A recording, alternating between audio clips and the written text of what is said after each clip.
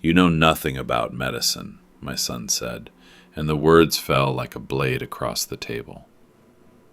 There was no hesitation in his voice, no flicker of doubt, only the certainty of youth sharpened into cruelty. He said it quickly, almost casually, as though it were nothing more than a fact, but it cut through me deeper than any scalpel I had ever held. For a moment, I could not breathe. The air itself seemed to recoil, leaving me exposed, as if the years of my life had been dismissed with a single sentence. He looked at me with the arrogance of someone who believed knowledge belonged only to the young, to the new, to the ones who carried fresh degrees and untested confidence. To him, I was just a man, sitting at the edge of the conversation, outdated, irrelevant, someone whose hands now trembled too much to hold steady, whose voice was too soft to matter. He did not see the years behind me, the nights spent in white corridors where the hum of machines replaced the silence of prayer, the faces of patients who had trusted me with their lives. To him, I was nothing more than a father too old to understand. It was not the insult itself that cut deepest, but the betrayal it carried. The world can forget you. That is the natural order of things. Generations rise and fall, and what was once vital becomes background. But when your own blood looks into your eyes and declares that you are nothing, it is not just forgetfulness. It is rejection. It is exile delivered not by strangers, but by the very life you once cradled in your arms. I wanted to remind him. I wanted to tell him about the nights when I stood over a table with sweat burning into my eyes, my hands steady, though my body was breaking, fighting for a life that was slipping away beneath the fluorescent lights. I wanted to tell him of the children I carried back to their mothers, of the men who walked again because my training did not fail me, of the nights when the cost of failure was a weight I refused to accept. I wanted to tell him of the white coat I wore, not as a uniform of pride, but as a shield against despair. But I said nothing. My silence was not weakness. It was the instinct of a man who had lived long enough to know that arguments cannot rewrite arrogance. Words, when met with closed ears, become wasted air. So I swallowed the bitterness and let the sentence settle inside me, heavy, sharp, unmovable. His mother tried to change the subject, her voice soft, her eyes flickering nervously between us, but the wound had already been carved. The house felt colder that night, not because of the air, but because of what had been broken. My son's words echoed in every corner, louder than the ticking clock, louder than the wind outside. You know nothing about medicine. It was not just a dismissal of knowledge. It was an erasure of identity, of years, of sacrifices. He did not see the man who had once been strong enough to save strangers. He saw only the father he no longer respected. I sat alone after they went to bed, my hands folded, staring at the shadows across the room. I thought of the instruments I had once held, the signatures I had once written, the patients who had whispered "thank you" through trembling lips. And then I thought of my son, his voice sharp, his certainty blinding. He believed I was nothing. Perhaps the world had taught him to think so. Perhaps I had allowed too much silence about my past. But inside me I knew the truth. Knowledge may fade from memory, but it never disappears. And dignity, though buried under betrayal, waits for the moment it is forced to rise again. Friends, let me take a short pause here. Write in the comments, where are you listening to this story from? Has something like this ever happened in your life? Don't forget to subscribe and share this video. This way, you help us grow this channel and bring more stories to light. And now, we continue. I did not answer him. The words still burned in the air, but I let them pass, choosing silence over argument. I sat in the corner of the room, hands folded, eyes lowered, and let my own son's voice push me further into the shadows. The silence between us grew heavier with each passing second, until it became more suffocating than any accusation. 1,000 defenses rushed to my lips, memories, facts, proof of the life I had lived, but I swallowed them all. Silence, I knew, was louder than desperation. My son mistook that silence for weakness.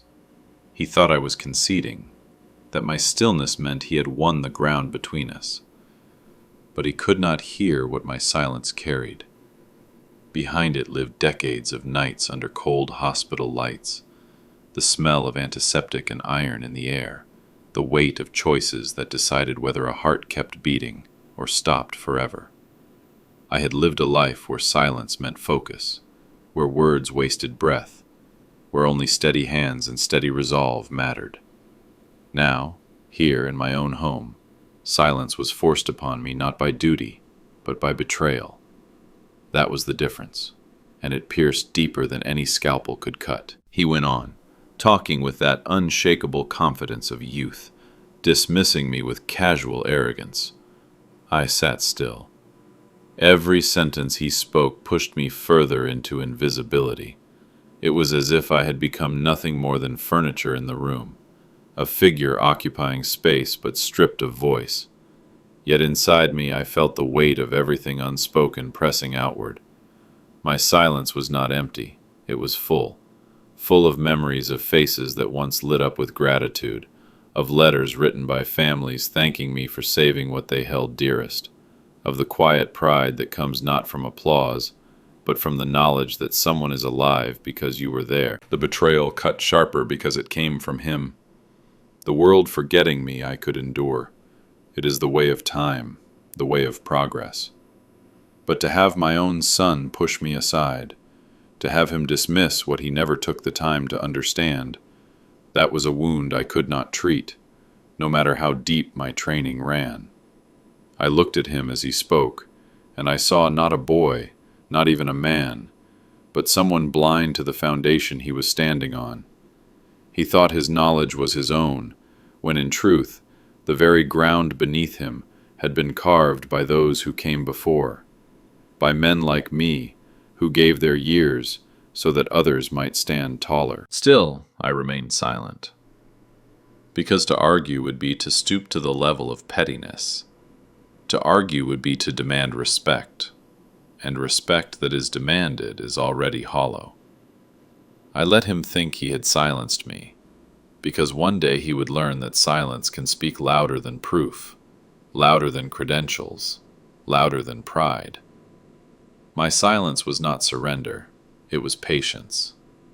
Patience for the moment when truth reveals itself, when arrogance is stripped away, and when betrayal turns into shame. That night, long after his voice had faded into other conversations and the house had grown quiet, I sat in my chair alone. I could still feel the weight of that silence pressing on my chest, but as I stared into the darkness, I reminded myself of something I had always known. Silence is not nothingness. Sometimes silence is memory. Sometimes silence is dignity, refusing to bow. And sometimes silence is justice, waiting, steady, unshakable, for the right moment to arrive. The house had once been a place where echoes of my work lingered, where my wife would tell the children stories of how their father had come home with tired eyes and trembling hands after saving someone who had been one breath away from death, where gratitude arrived in envelopes and flowers, where I was spoken of not as a man of perfection, but as one who gave his strength to others until there was almost nothing left. Now, all of that had vanished. The walls no longer remembered, and neither did the voices that filled them. My name was never spoken in the context of medicine.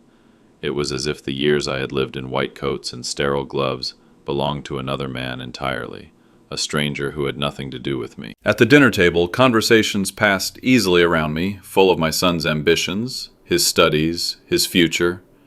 They celebrated his small victories, every paper published, every professor's compliment, every certificate pinned on the wall. But my past, my sacrifices, my countless nights spent watching over the fragile boundary between life and death had been erased. The silence was deliberate, heavier than denial, heavier than mockery. Silence means absence, and absence over time becomes erasure. I sat there, fork in hand, listening to them praise his brilliance, and felt myself shrinking further into invisibility. No one asked me about my years. No one cared for the stories I could have told, stories etched into me with the kind of scars that never fade. My wife caught my eyes once or twice, her gaze carrying something unspoken, a flicker of memory, maybe even regret. But she, too, stayed quiet. The world inside that house had decided that I was no longer part of the narrative. I had become the man who lived there, not the man who once carried lives in his hands. Sometimes I would walk past the bookshelf, where plaques and framed letters still rested, relics of another era. Dust had begun to settle on them. The family didn't notice. They walked past them as if they were mere decoration, as if the words of gratitude carved into them had no weight anymore. I would trace my fingers across the engraved lines, feeling the indentations of respect once given to me freely, and wonder how long it would take before even I began to forget they were mine. House of forgetfulness grew colder with every day. It wasn't the walls or the air. It was the silence, the absence of acknowledgement, the quiet rewriting of history that erased me little by little. I was not asked for advice when illnesses touched the family. I was not sought for comfort when health fears crept into their lives. They turned instead to the son, eager to hear from him, eager to pretend that the fountain of knowledge began with him and ended with him. And I, the father who had once stayed up 3 nights straight in an intensive care unit to keep a stranger alive, was considered a man without understanding. This was the cruelest betrayal of all. Not insults, not anger, not rejection by enemies, but the indifference of your own blood, the deliberate blindness to the truth of who you are. It was as though the scalpel had never rested in my hand, as though the long corridors of hospitals had never known my footsteps, as though my life had never been given over to the service of others. The house had chosen to forget, and in that forgetting, it tried to erase me. But I did not need their stories to remember. I carried the weight of each life I had touched inside me. Their silence could erase my name from conversations, but it could not erase the truth from my soul. And though I sat quietly in the house that no longer spoke of me, I knew one thing. The past does not disappear simply because it is ignored. One day, when they least expect it, the truth will return, louder than their silence, sharper than their dismissal, undeniable in its presence. At night, when the house had fallen silent and no one asked for me, the memories came uninvited. They returned not as fleeting images, but as living rooms, as voices echoing down hallways, as smells that could never be scrubbed from the soul. I could still feel the weight of the white coat on my shoulders, its fabric thin and unremarkable, but heavy with expectation. That coat was not a garment, it was a vow. It carried with it the invisible burden of lives balanced on a knife's edge, lives that depended on the steadiness of my hands, the clarity of my judgment, the endurance of my will. I remembered the corridors, long and sterile, their walls painted the same pale shade that never changed, no matter the hospital or the country. The air always smelled faintly of antiseptic, sharp and biting, a scent that could make others uncomfortable, but became to me the smell of battlefields, where victories were counted not in land gained, but in heartbeats restored. The hum of fluorescent lights was constant, mingling with the rhythmic beeping of monitors, the rush of gurney wheels across linoleum floors, the hurried footsteps of nurses whose eyes always searched mine for reassurance. I remember giving it to them, even when my own body trembled with exhaustion. The faces remain with me most vividly. The old woman who gripped my wrist with surprising strength after I pulled her back from the precipice of death, her lips moving in prayers I couldn't hear but could feel. The young father who wept openly when I walked into the waiting room, telling him his daughter would live, his tears falling onto my shoulder as though I were family. The countless hands that pressed mine, sometimes too weak to hold on, sometimes so desperate they would not let go. Those eyes, filled with gratitude, fear, or hope, they live in me still, brighter than the lamps that once illuminated the operating tables. I thought of the nights that stretched endlessly, when the city slept, but the hospital pulsed with urgency. 3 in the morning, when I stood under the unforgiving lights, sweat pooling beneath the mask, my body aching, my mind sharp with focus because one slip could mean everything. I had fought for lives in silence, broken only by the voice of an assistant or the steady rhythm of machines. In those moments, time ceased to exist. There was only the patient, the battle, and the will to keep going until dawn. I had carried those nights like scars no one could see, yet they defined me more than any certificate on the wall. My son never saw those nights. He never smelled the blood that clung to gloves no matter how many times you washed your hands. He never felt the strange stillness that comes when the line between life and death narrows so tightly you can feel it pressing against your skin. He saw only the father who sat quietly at the table, the man who no longer wore the white coat, who no longer strode through corridors with purpose. To him, I was diminished, irrelevant, stripped of meaning. He did not know that the coat still lived inside me, stitched into every breath, every memory, every silence I carried. As I sat alone, letting these memories flood back, I realized how cruelly time had hidden me from him. He did not inherit the weight of those nights. He inherited only the arrogance of youth, the belief that knowledge begins with him and ends with him. He could not see the ghosts that sat with me at night, the voices of the patients whose lives had passed through my hands, the gratitude that once filled me with purpose. Those voices whispered still, reminding me that no matter how loudly the world forgets, the truth does not vanish. I closed my eyes and could almost hear them again. The murmured thanks, the sighs of relief, the broken words of families reunited. My son might never have witnessed it, but I had lived it. And though my own family tried to erase it, to reduce me to silence, my soul would always carry the white coat, heavy with the dignity they had chosen not to see. The heaviest burden is not carried in the body but in the heart, and betrayal is its cruelest weight. I had lived long enough to know what it meant for the world to forget you. Time moves forward, faces change. The grateful eyes of those you once saved fade into memory as new generations step in and build their own lives. That kind of forgetting, though painful, is natural. It is the rhythm of existence. You give your years to service, and then the world, busy with its own survival, continues without you. That was never my wound. I was ready for the world to forget, but not my son. The deepest cut was not in the silence of the streets I once walked, nor in the hospitals that no longer called my name. The deepest cut was in my own home, at my own table, in the voice of the boy I had raised. When he looked at me and spoke as if I knew nothing, when he dismissed me with the carelessness of someone brushing dust from a sleeve, that was betrayal in its most merciless form.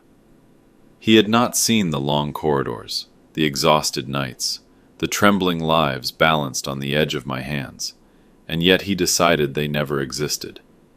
His indifference was sharper than hatred, because hatred at least acknowledges your presence. Indifference erases it. I watched him celebrate his small victories, his exams, his first internship, his confidence swelling like a tide. I should have been proud, and part of me was, but pride turned bitter when it was met with condescension. To watch your son rise by standing on the ground you laid, and then to hear him say you never understood, that is a pain words cannot capture. It is the kind of wound that spreads quietly, hollowing out your chest until even breathing feels like a burden. Betrayal rarely comes with shouting.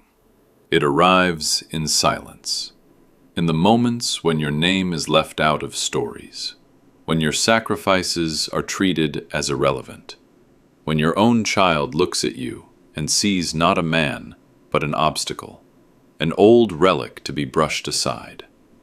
My son did not hate me. That would have been easier. He simply stopped seeing me. That was worse. To be unseen by strangers is tolerable. To be unseen by your own blood is unbearable. At night, when the house went quiet, I thought of the irony.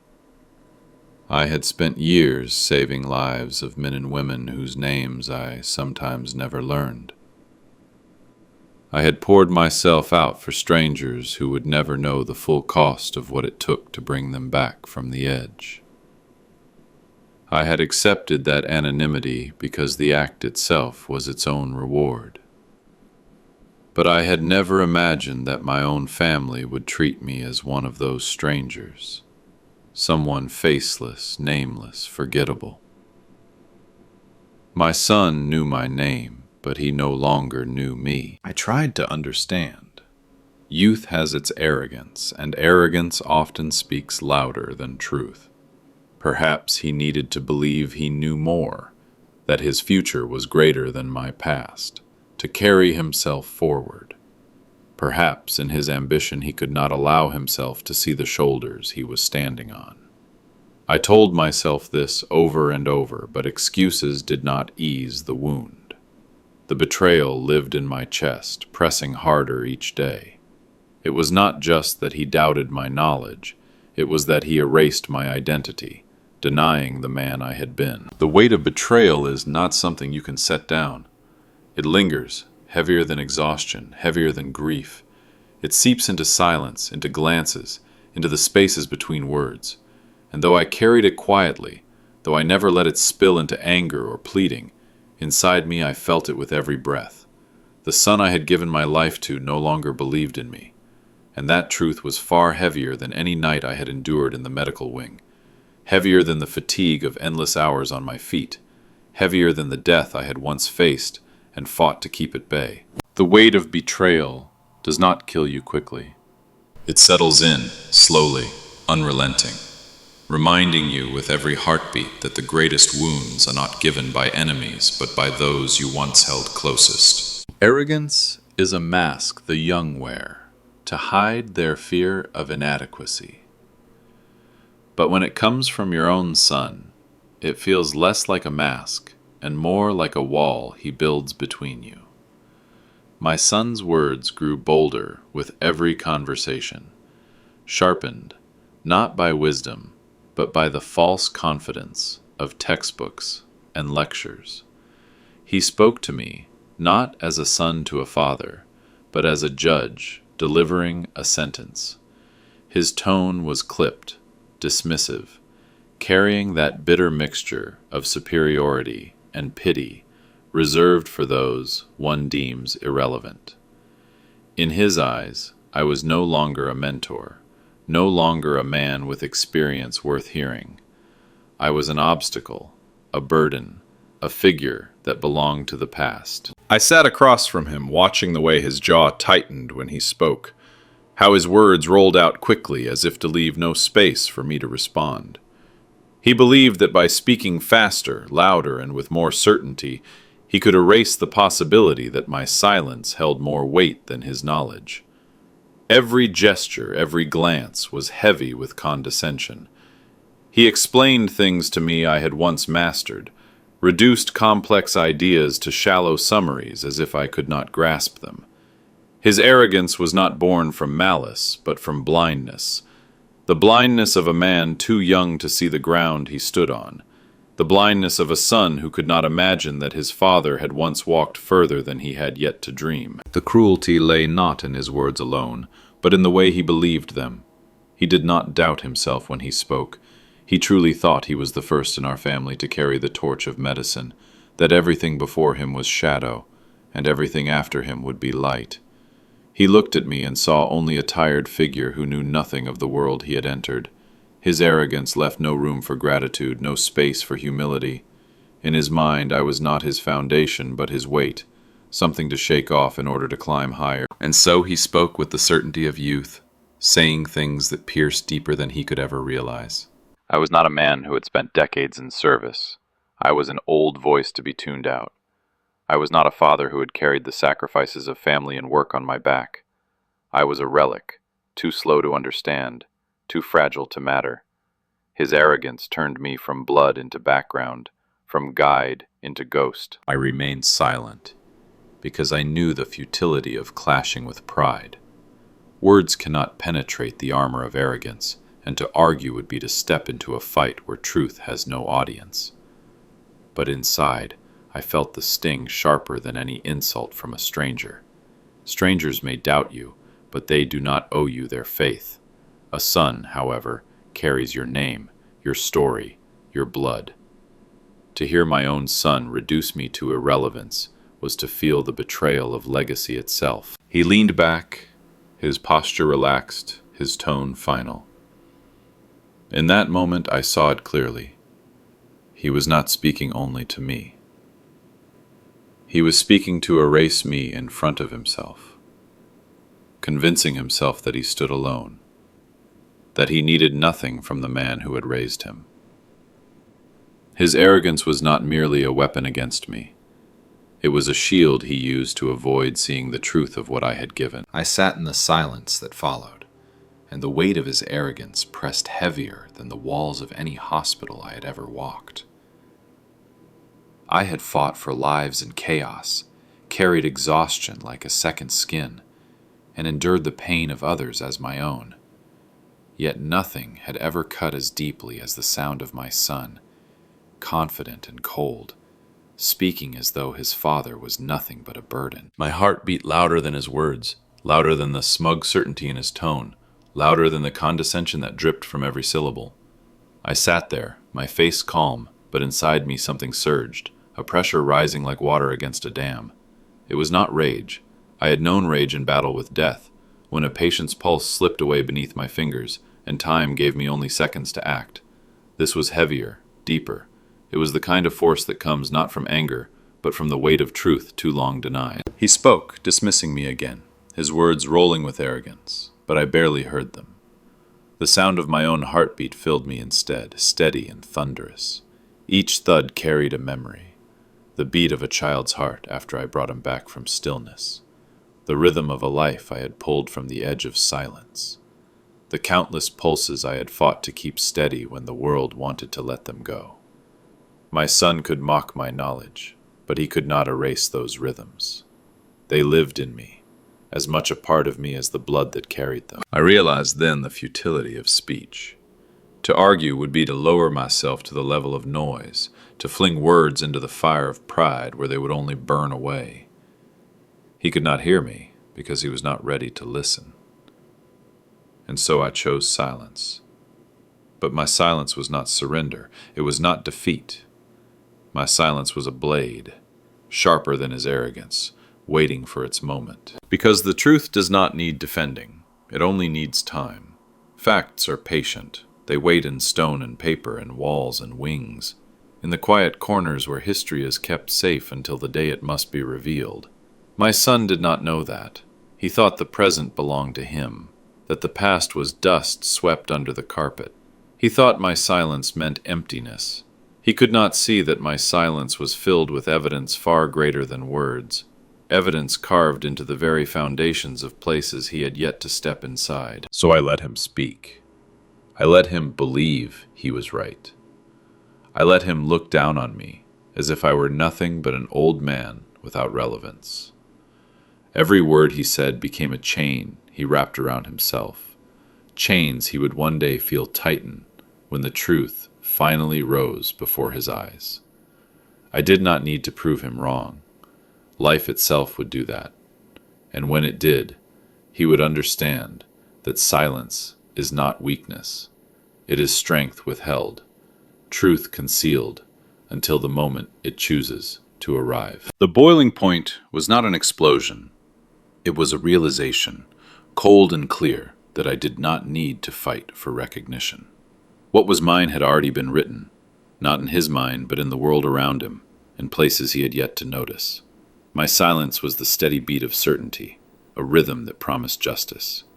He thought he was silencing me, but in truth, I was letting him walk blindly toward the day when silence would break without me speaking a word. And as I sat there, listening not to him, but to the sound of my own heart, I knew the time would come, the truth would rise, and when it did, it would not need my voice.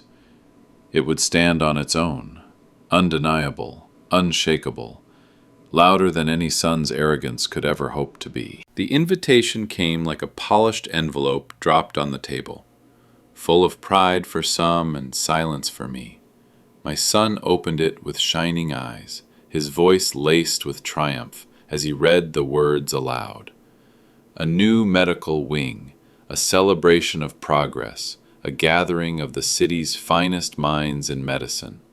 He straightened his shoulders as if the ink on the page were his crown, and spoke of professors who would be there, of names he longed to stand beside.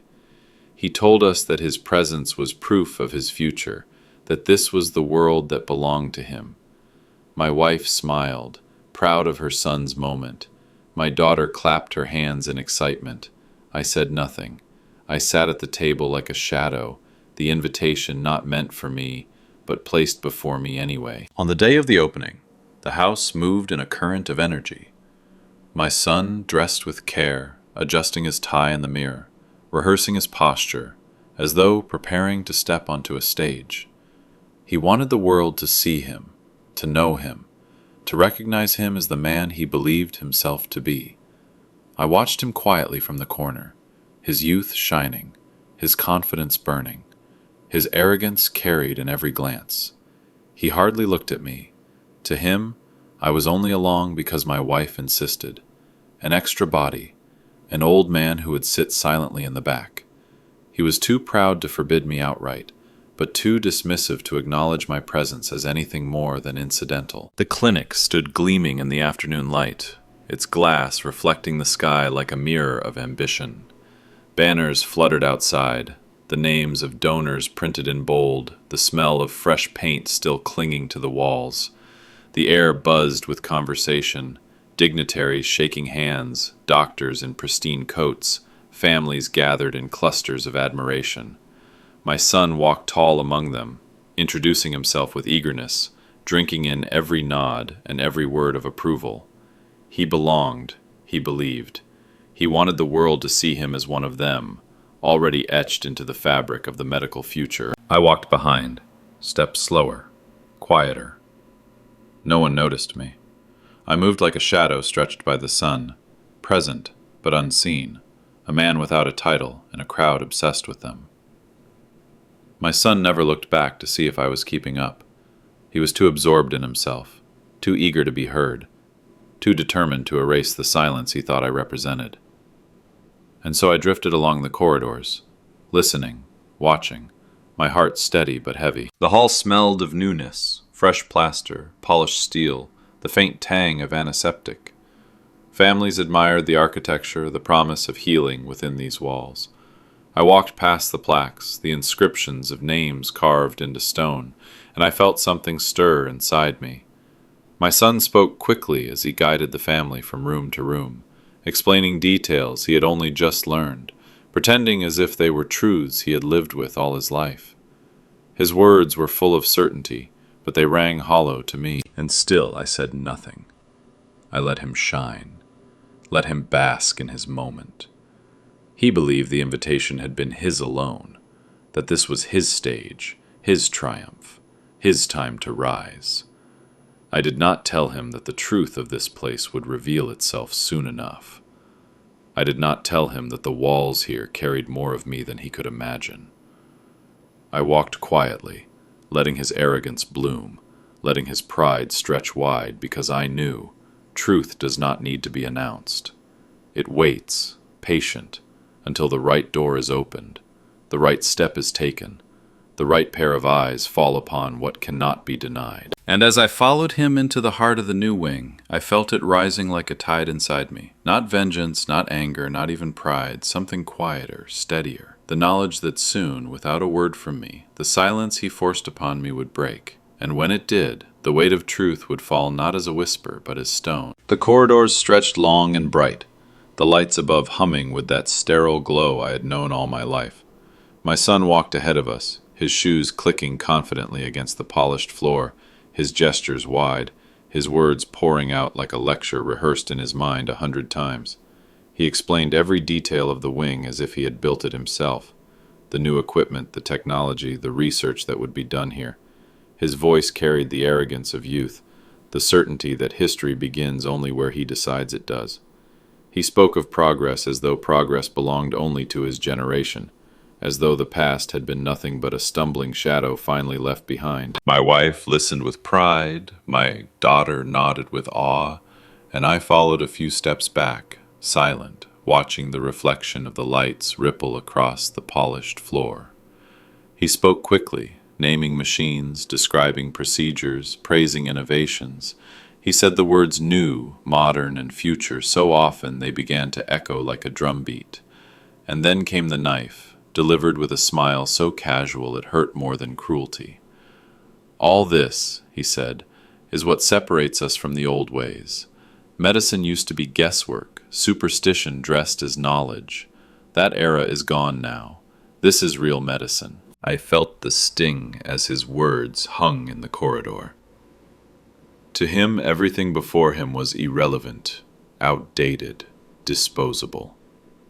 He did not see the years I had lived under these same lights, the nights I had fought to hold life in my hands while others slept.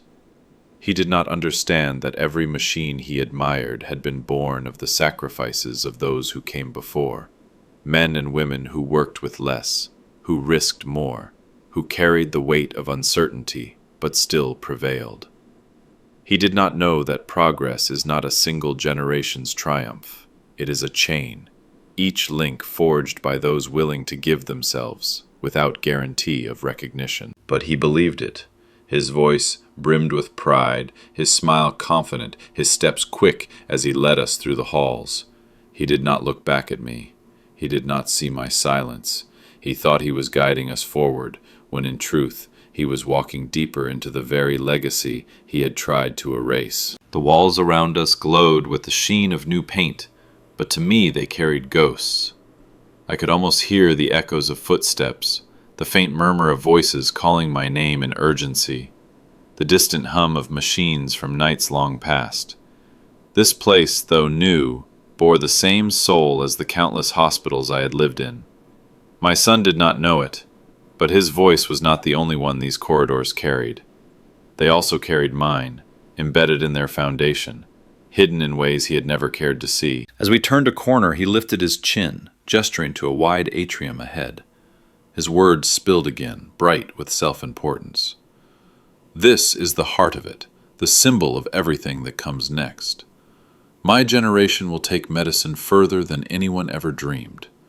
The past, well, the past had its time, but it's finished now. I walked behind him, my steps slow, my silence heavy. He thought the past was finished. He thought it was gone, erased, buried, but the truth was waiting just ahead, carved not in memory but in stone. And though he did not know it, he was walking us closer to the moment when his arrogance would collapse beneath the weight of a name he had tried to forget. My name. The moment came without warning. One step, then another. My son still speaking as though the walls themselves had been waiting to hear his voice.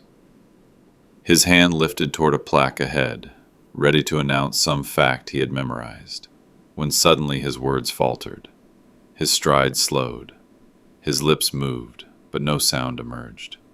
The family, following his lead, stopped as well, and for a heartbeat, the corridor seemed to fall utterly still. There, on the wall, gleaming under the white light of the atrium, was a plaque of bronze.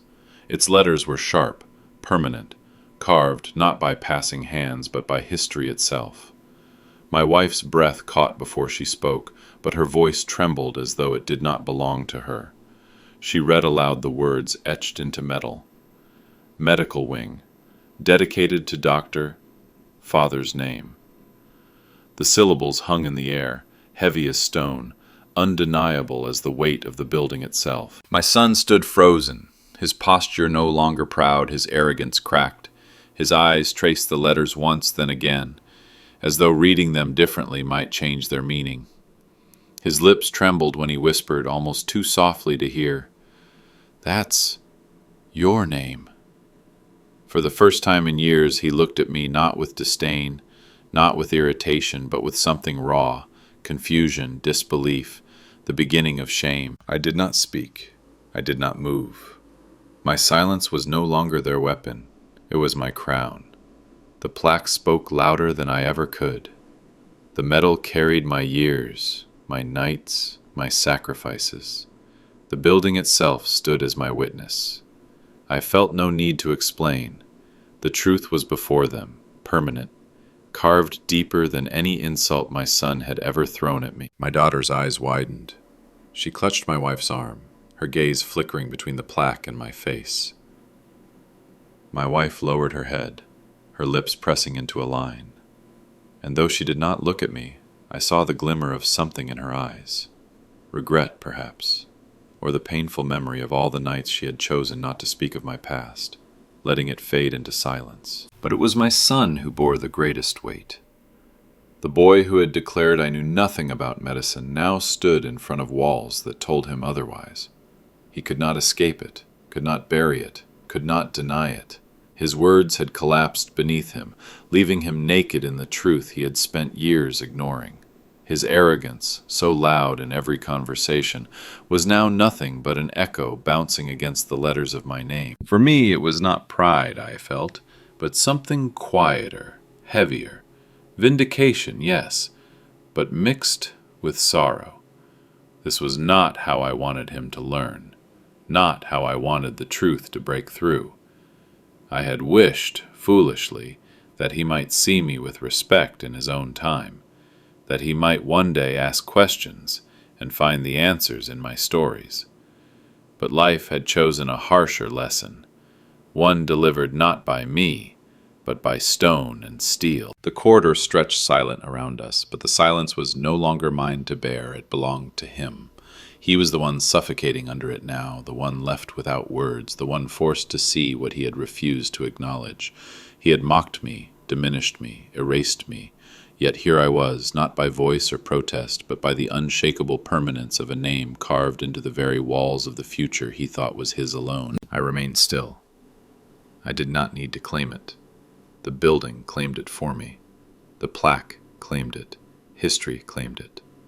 My name, once erased from the conversations of my own household, now stood before my family, engraved forever in bronze. And in that moment, without raising my voice, without lifting a hand, without saying a single word, dignity returned, not borrowed, not given, but restored in full. His lips moved again, slowly this time, as if the letters weighed more than his tongue could carry. He whispered my name, broken into pieces, syllables trembling as they passed through his throat. He read it once, then again, as though the second time might undo the truth the first had revealed. His face, once carved with the confidence of youth, now faltered, crumbling in front of me. The mask of arrogance slipped away, leaving only a boy who had built his pride on denial, now standing face to face with the permanence of what he had tried to erase. The voice that had mocked me only days ago was now unsteady, each word shaking as though the walls themselves demanded reverence. I saw his hands twitch, his shoulders stiffen, his eyes widen as if the ground beneath him had shifted. He could not reconcile what he was seeing with what he had believed. His world, so carefully built on the illusion that I knew nothing, collapsed in a single instant, because truth, once revealed, does not ask permission. It stands undeniable. I watched him, not with triumph, but with a sorrowful calm.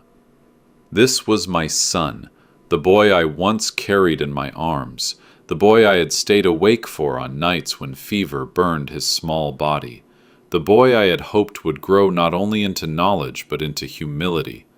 And now he stood shaking in front of me, not from illness, not from pain, but from the confrontation with truth.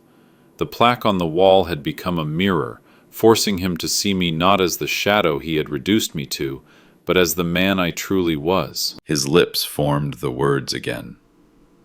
Medical wing, dedicated to Dr. Father's name. His voice cracked on the last syllable. It was not just disbelief. It was shame spilling through the cracks of his certainty. His eyes darted toward me, desperate, searching for an answer, as if hoping I would tell him it was a mistake, that the plaque belonged to another man. But I gave him nothing. I did not need to. The truth required no defense, no explanation.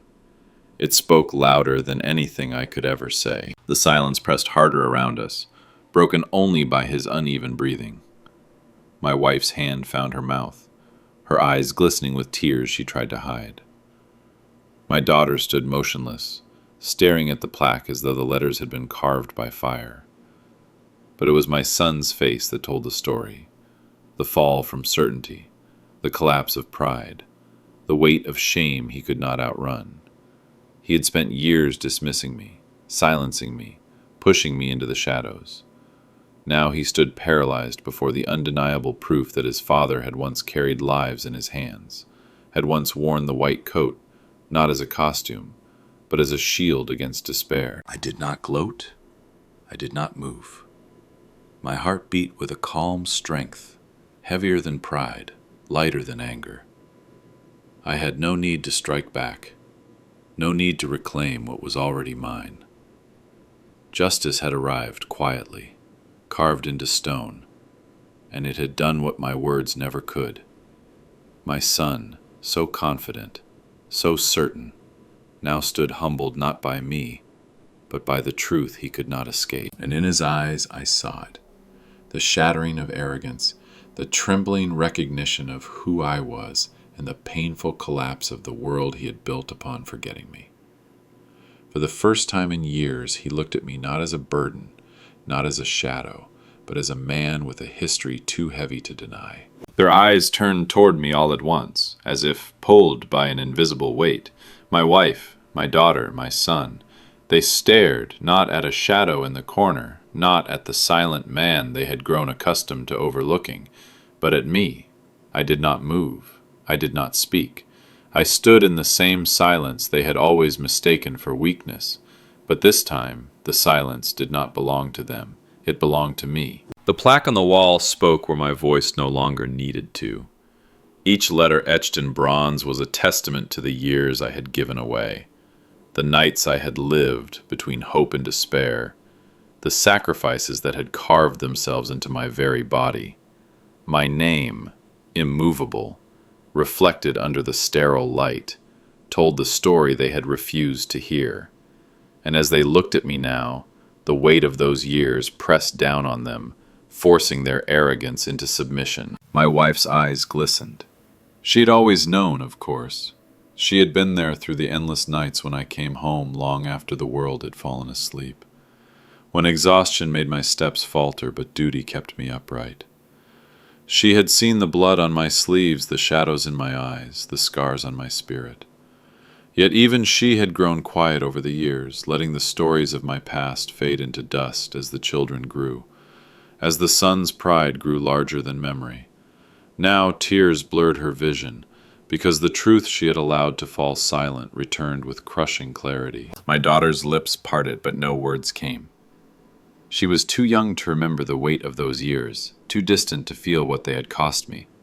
And yet, in that moment, she saw her father differently. Not as a man sitting quietly in the corner, not as someone the family left unmentioned, but as a figure whose name was carved into stone. Respect, once withheld, returned to her eyes like a dawn breaking after years of darkness. But it was my son who carried the greatest burden. His face was pale, his jaw clenched, his breath shallow. He had been so sure, so proud of his knowledge, so eager to step into the future that he thought began with him. And now the truth had struck him with a force no argument could deliver. He saw me, not as an old man fumbling in irrelevance, but as the man whose hands had saved lives long before his own hands had touched a stethoscope, the man whose knowledge had been written not in lectures, but in lives carried back from the edge of death. The truth sat heavy on him, heavier than any textbook, heavier than any exam, heavier than the pride he had wrapped himself in. I remained silent, because words would have been too small for the moment. My silence was no longer emptiness. It was full of history, full of proof, full of the unshakable dignity that no betrayal could erase. They could not deny it now. The walls themselves spoke for me. The wing bore my name. My work lived in these halls. Every patient who would be treated here, every life saved, would be a continuation of what I had built. The truth had weight, and it pressed down on all of them. They looked at me differently, their eyes no longer dismissive, no longer filled with indifference. They carried shame, recognition, and something that resembled awe. They had forgotten me. They had betrayed me with silence. But in this place, in this moment, the truth rose higher than their betrayal. I did not need to remind them. I did not need to explain. My past spoke louder than I ever could. The truth was carved into stone, into memory, into the very air they breathed as they stood there, and it was undeniable. Justice arrived in that corridor without noise, without debate, without the clash of raised voices. It did not need me to rise from my seat, did not need me to summon arguments or call upon witnesses. Justice came quietly, but with a force more unshakable than anything my son's arrogance had ever built. The bronze plaque gleamed under the white light, and in its reflection lived all the years I had given away. The walls themselves bore testimony. I did not speak, yet I had spoken. My son stood there, his lips parted, but voiceless. His confidence shattered by the undeniable truth staring back at him. For years, he had demanded I prove myself, demanded I argue, demanded I defend a life he had already dismissed. But here, in the new heart of medicine he had thought was his alone, the truth needed no defense. His words fell powerless, crushed under the weight of stone and metal that could not be bent by opinion. For the first time, it was not I who stood trial. It was he, and the verdict had already been carved. I thought of the many times I had endured his dismissals, his sharp tones, his certainty that knowledge began only with him. I had bitten back my answers, swallowed my defenses, chosen silence over pride. He thought that silence was surrender, that my quiet meant defeat. But no, my silence had been patience, the patience of a man who knows that truth cannot be erased, only hidden. And hidden truths have a way of returning when they are needed most. This was that moment. The air was thick with recognition. My wife pressed her lips together, her eyes brimming with the unspoken knowledge that justice had returned, not because of anything she said, but because truth carries its own strength. My daughter's gaze clung to the plaque, as though she were trying to memorize every letter, as though by knowing it she might keep it from ever being forgotten again. And my son could not look at me directly. His head turned, then lowered, then lifted again, only to meet the inscription once more. His arrogance had been stripped from him, and in its place was silence. Not my silence this time, his. Justice is often imagined as thunder, as punishment, as vengeance delivered with a heavy hand. But I had learned in my years under the hospital lights that true justice is quieter. It is in the moment a heartbeat returns after the monitor flatlines. It is in the tears of a family reunited at the bedside of someone who was supposed to be gone. And here, justice was in the silence of a family standing before a wall they could not deny.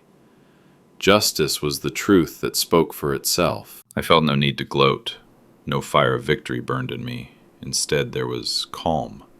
The kind of calm that comes when balance is restored, when the weight you carried alone is finally recognized by others. My dignity had been buried beneath their arrogance, but justice had brushed the dust away and set it back where it belonged. I had not fought for it, had not demanded it, had not even raised my voice. It came on its own, carried by the permanence of memory, by the reality that cannot be rewritten. And so I stood in silence. But it was not the silence of erasure anymore. It was the silence of vindication. The walls of the medical wing spoke for me, louder than any argument ever could.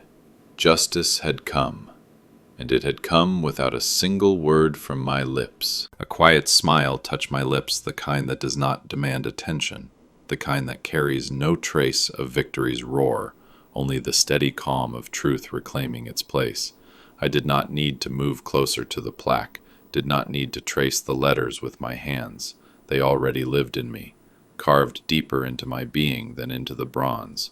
For years I had been silent, my voice drowned in the tide of my son's pride, in the indifference of my family, in the slow erasure that time brings. That silence had felt like exile, like humiliation. But now it was different. Now it was strength. I looked at my son, his face pale and unsettled, his lips pressed thin, as though he wanted to speak, but could not. He avoided my eyes, and yet I felt his gaze flicker toward me in quick, guilty glances. His earlier arrogance had vanished. He no longer towered over me with the weight of youth. He shrank beneath the reality that truth had spoken without my help. For the first time, he could not interrupt, could not dismiss, could not erase. The wall itself had given me a voice. And in that silence, I realized I had triumphed, not by fighting, but by enduring. Respect does not always return with applause. Sometimes it comes quietly, in lowered eyes, in trembling hands, in the inability of those who once mocked you to continue their charade. That was the triumph I felt in that moment. I had not demanded their recognition. It had been restored to me naturally, irresistibly, because respect earned in sacrifice cannot stay buried forever. My name had risen through the silence like a seed breaking stone, and now it stood taller than their arrogance. My wife stood close, her face wet with tears she tried to hide, though they betrayed her anyway. She did not look at the plaque again. She only looked at me, as if remembering in a rush all the nights she had once waited by the window for me to come home from the hospital, all the time she had seen me stagger through the door with exhaustion heavy in my bones. Perhaps she regretted letting those memories fade into silence. Perhaps she realized too late that her quiet acquiescence had fed the forgetfulness that erased me in this house. But her tears told me what words could not. She remembered now. My daughter reached for my hand, her fingers wrapped gently around mine, hesitant at first, then tighter, as though clinging to something she feared losing. In her eyes was not only surprise, but awe. She was seeing her father anew, not as the quiet man in the corner, but as someone larger, someone anchored in a legacy that could not be denied. She did not need to speak. The warmth of her grip told me everything. But it was my son whose silence carried the most weight. His world had collapsed in front of him, but inside that collapse was the beginning of something necessary. His pride had blinded him, and now his shame had opened his eyes. He looked at me once more, and though no apology came, the tremor in his expression was enough. He had seen the truth. He had been forced to, and though it broke him in that moment, it was the first step toward the respect that would inevitably return. I smiled, not with triumph over him, but with peace within myself. This was not about winning an argument. It was not about revenge. It was about dignity restored, not through shouting, not through demands, but through the undeniable presence of truth. My silence no longer felt like erasure. It was full, alive, strong. I did not need to prove myself anymore. The proof stood behind me, carved into stone, written in the lives I had once saved, breathing in every patient who would walk these halls. Respect had returned. Quietly, steadily, without a fight, it flowed back to me, not as a gift from them, but as a recognition of what had always been mine.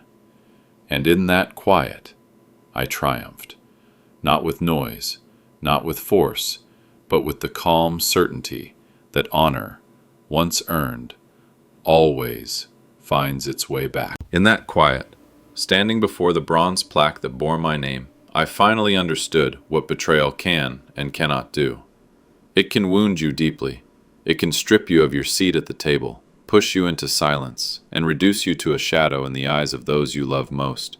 It can exile you in your own home, turn your words into emptiness, and make your very presence feel like an intrusion. Betrayal has the power to humiliate, to pierce deeper than any stranger's insult could ever reach, because it comes from those whose trust you once believed unshakable. But there is something betrayal cannot touch. It cannot erase the truth of a life lived with honor. It cannot undo years written not in ink but in sacrifice.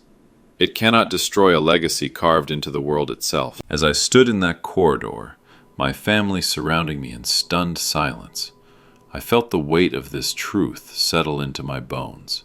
My son's words, "You know nothing about medicine," had cut me once, had hollowed me out. But here, in this place, they shriveled into nothing. The wall spoke louder than his voice, louder than any dismissal, louder than years of forgetfulness.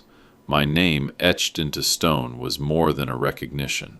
It was proof that everything I had given, my time, my strength, my sleepless nights, the parts of myself I could never get back, had not disappeared. It had become part of the foundation of this place, a legacy not for applause, but for permanence. I thought of the many nights I had wondered whether any of it mattered, whether the world would move on and leave me behind like dust in an unused corridor. I thought of the silence I had carried in the house, the indifference of conversations that no longer included me, the hollow echo of my son's arrogance. And now I knew it had always mattered, because honor, once earned honestly, cannot be erased by arrogance. Sacrifice, once made, cannot be undone by forgetfulness, and dignity, once rooted in truth, always finds its way back to the surface. My son still could not lift his eyes fully to mine. His lips trembled, his hands clenched at his sides. Shame had taken the place of pride, and though no words came from him, none were needed. His silence was the loudest apology he could give. He had believed the story that I was nothing, that I was finished, that my past was irrelevant. But the wall had answered him. It had shown him that he had been blind, that the man he called a burden was the same man whose name carried weight far beyond his imagination. His shame was his punishment, and my vindication required nothing more. My wife moved closer, her hand brushing mine, her eyes filled with tears. She knew now that letting the years of silence bury me had been her mistake as well. My daughter, still holding on to my arm, leaned closer, her grip tighter, as though she had just discovered a treasure she feared losing again.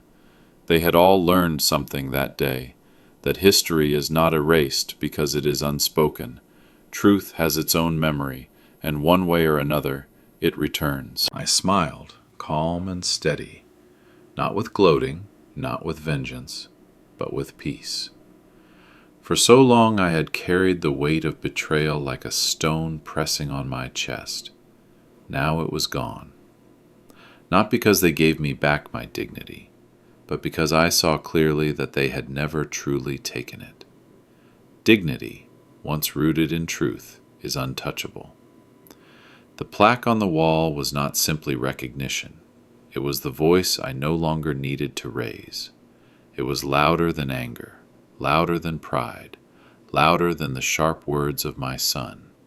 It was my voice, eternal, unshakable, engraved into the very heart of medicine. That day, I walked out of the clinic different from how I had walked in.